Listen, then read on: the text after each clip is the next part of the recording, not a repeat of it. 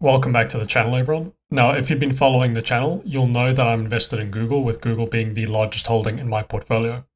I started buying Google stock back in 2020, though my position was a lot smaller than it is today, and I've been gradually increasing my investment in Google by dollar cost averaging into this position. Recently, my Google position dipped into the red for the first time in years. This decline comes amid a 30% stock price drop, fueled by the recent market crash over the last few months, and recent developments like the recent tariffs implemented by Trump and escalating trade wars. In this video, we'll explore why I think Google is trading at an attractive valuation considering its fundamentals, its growth prospects, its historic valuations, and compared to the market. I'll also consider how I think Google is positioned to weather concerns like recession fears, market crashes, and tariff news. And then I'll go over whether I'm buying more Google stock or not. So let's jump in and start off with the fundamentals. One of Warren Buffett's investing principles that I try to follow is focusing on high quality companies with strong fundamentals and strong competitive advantages. Looking at the historic fundamentals of Google, ignoring potential tariff and recession impacts for now, we can see that Google's revenue grew over 15% last year, with Google maintaining a compound annual growth rate of about 15% over the last 5 to 10 years. To put that into perspective, at a compound annual growth rate of 15%, Google is effectively doubling its revenue every 5 years. Breaking down Google's revenue, about 80% comes from Google Search, YouTube Ads, and Google Cloud, with the search and other segment accounting for roughly 56% of total revenue. Search revenue increased by 12.5%. YouTube revenue grew by 14%. YouTube even generated more revenue than Netflix in the period. And then Google Cloud achieved an impressive growth rate of 30%. Google's profit grew by more than 20% over the last 2 years, with profit growing at a compound annual growth rate of around 20% over the past 5 to 10 years. That's effectively doubling profit every 4 years. Google has grown its free cash flow at a similar compound annual growth rate, though Google has been doing a lot of capital expenditure on data centers over the last few years, so free cash flow hasn't grown as quickly as earnings in the last 2 or 3 years. We can also see that Google has strong margins and returns on capital. Returns on capital is another metric that investors like Warren Buffett refer to when assessing the performance of a company, as returns on capital show how well the company turns every dollar reinvested by the company into profit. Here we can see gross profit margins are above 50% and profit margins are above 20%. Google's return on capital is also above 20%. These are good margins and returns in my opinion. These numbers indicate to me that Google has some strong fundamentals and has demonstrated a reasonable growth recently. We can compare Google to another Magnificent Seven company like Apple. I have scaled Apple's metrics to be comparable to Google. What we can see is that Google is growing its revenue, profits, and free cash flow significantly faster than Apple. Google is also growing these metrics faster than Apple on a per-share basis. Google has higher margins than Apple. Google is significantly cheaper on a price-to-earnings ratio basis than Apple. The only metric that Apple is leading in is the returns on capital. Going beyond comparing Google to Apple, when I compare Google to a few other companies, Google is one of the more attractive investments on a fundamental basis, in my opinion. Now let's look at the valuation. Recently, we've heard that there is an AI bubble. We've heard concerns around the return on investment on chip spend.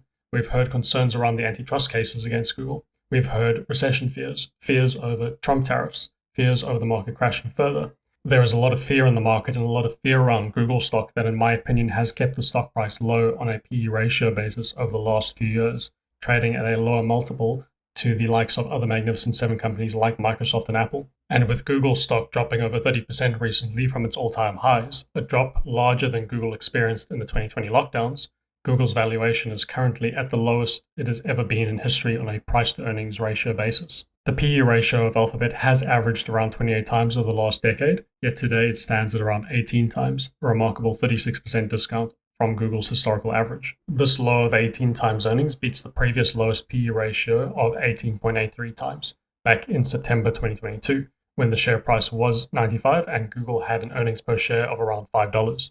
This dramatic pullback, spurred by the recent tariff news and fears of a recession, has made Google, in my opinion, an even more attractive investment. Comparing Google to a benchmark like the S&P 500, we can see that the S&P 500 has a PE ratio of around 24 times, which is significantly higher than that of Google's PE ratio, so Google is comparatively cheaper than the rest of the market. Now, this is based on Google's current metrics. We need to consider Google's future growth to see whether the valuation makes sense, and consider the impact of these tariffs and potential recession on Google.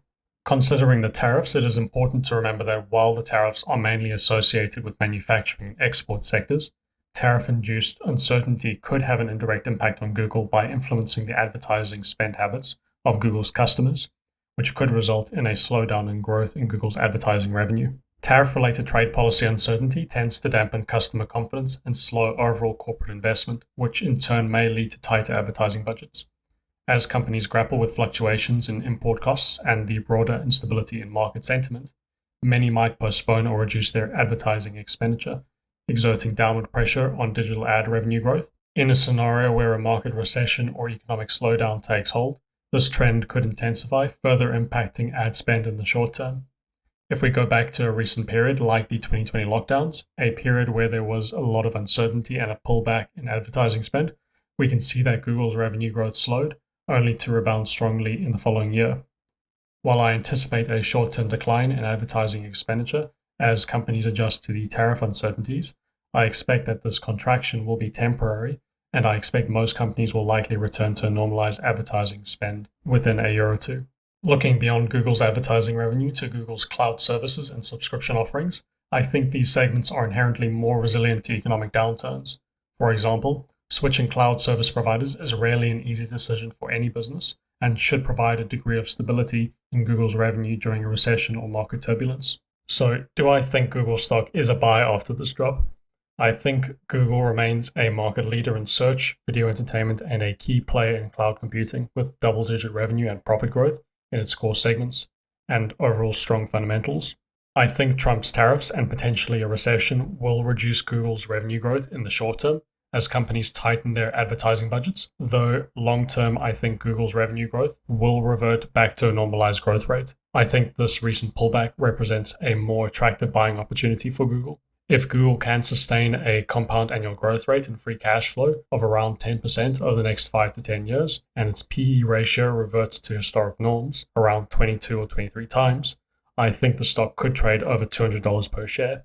In the short term, the price could go lower. I don't expect to be able to time the bottom. At any point, we could find that market sentiment shifts, or Google delivers a strong earnings report and the stock price rebounds. It's hard to predict the future.